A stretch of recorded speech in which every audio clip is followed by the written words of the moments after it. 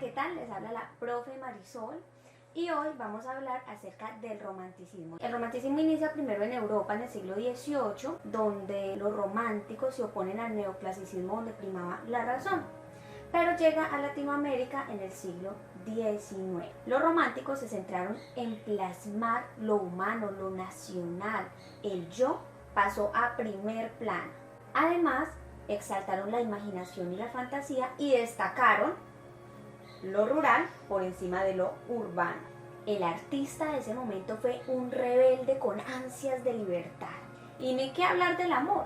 El amor era idílico en todas sus obras. Se idealizaba a ese ser amado. Casi todos los amores por eso terminan en tragedia o muestran esa imposibilidad de estar al lado del ser amado. El romanticismo exalta también la naturaleza, el paisaje ideal, las costumbres y los personajes representativos de las diferentes regiones de Latinoamérica, como por ejemplo al gaucho, que era un campesino de la Pampa, que era habitante de las llanuras de Argentina y que se convirtió en ícono tradicional de Argentina. Todos estos sentimientos y toda esta expresión se manifestó por medio del arte, por medio de la poesía, por medio de la política, por medio de las costumbres de la época. En fin, los románticos defendían el culto a los sentimientos por encima de la razón.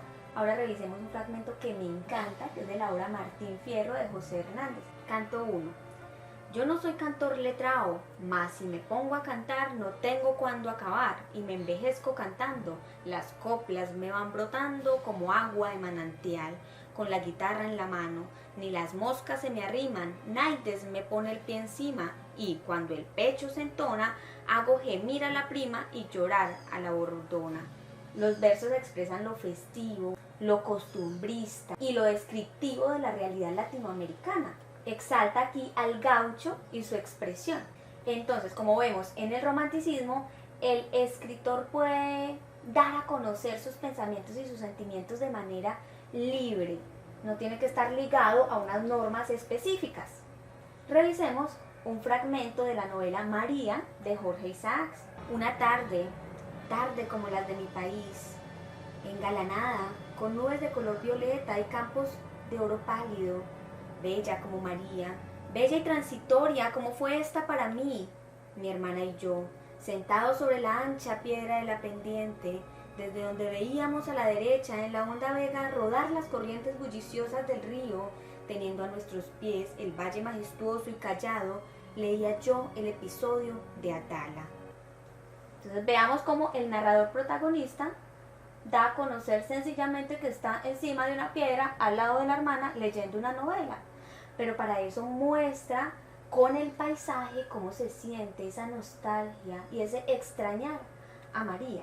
Bueno, revisemos otras obras del romanticismo.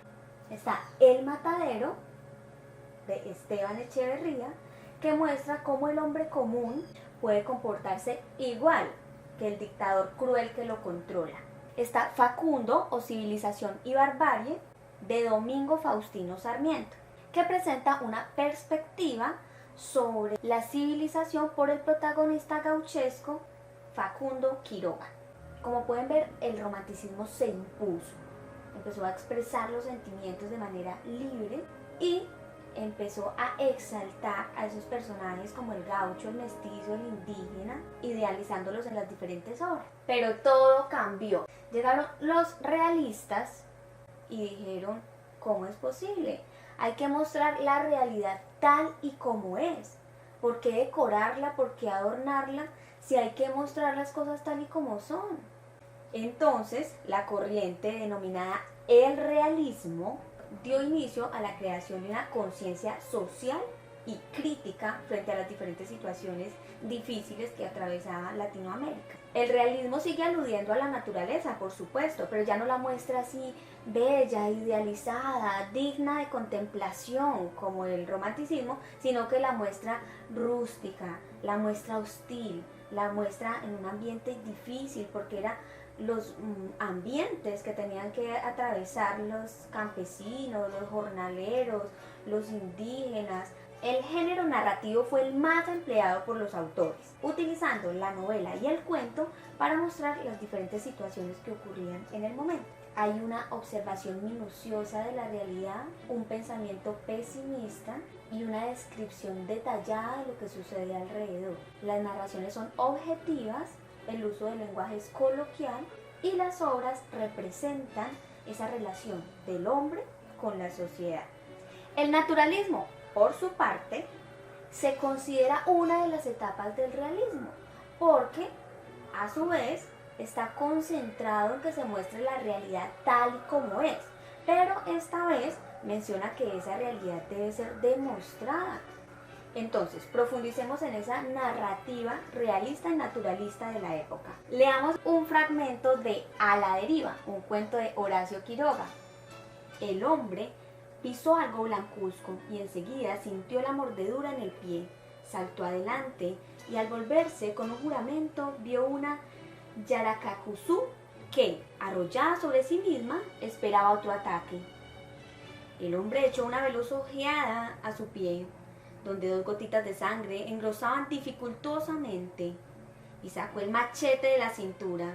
La víbora vio la amenaza y hundió más la cabeza en el centro mismo de su espiral, pero el machete cayó del lomo, dislocándole las vértebras. Este fragmento, como ven, es una aproximación a la naturaleza que ya no está asociada a los estados de ánimo del escritor, como sucedía en el romanticismo, sino que muestra ambientes hostiles y personajes indomables. Esto se evidencia mucho en los cuentos de la selva de Horacio Quiroga y en La vorágine de José Eustacio Rivera. En el realismo, el indio, el campesino, el indígena es presentado como una víctima de los poderosos. Ejemplo de esto lo constituyen las obras de José María Arguedas y de Miguel Ángel Asturias, quien ganó el Premio Nobel en 1967. Revisemos otros autores de este periodo latinoamericano. Está Jorge Icaza, José Eustacio Rivera, Mariano Azuela, Ricardo Guiraldes, Horacio Quiroga, María Luisa Bombal, entre otros. Entonces, la narrativa del realismo y del naturalismo tienen que ver con novedades técnicas y enfoques temáticos, como el punto de vista objetivo, donde tienen en cuenta el método científico, porque cada idea debe ser sustentada u observada para ser demostrada. El estilo de escritura debe ser sencillo y claro, y los personajes se ubican en medio de conflictos. El narrador generalmente es omnisciente, porque es una especie de Dios. Todo lo puede ver, todo lo puede analizar, puede adentrarse en los pensamientos de cada personaje, pero no participa en las historias. Y los personajes aquí ya no son idealizados, como sucede en el romanticismo. Aquí se muestran los personajes tal y como son, con todas sus problemáticas y sus situaciones difíciles cotidianas. Eso es todo por hoy. Que tengan un excelente día.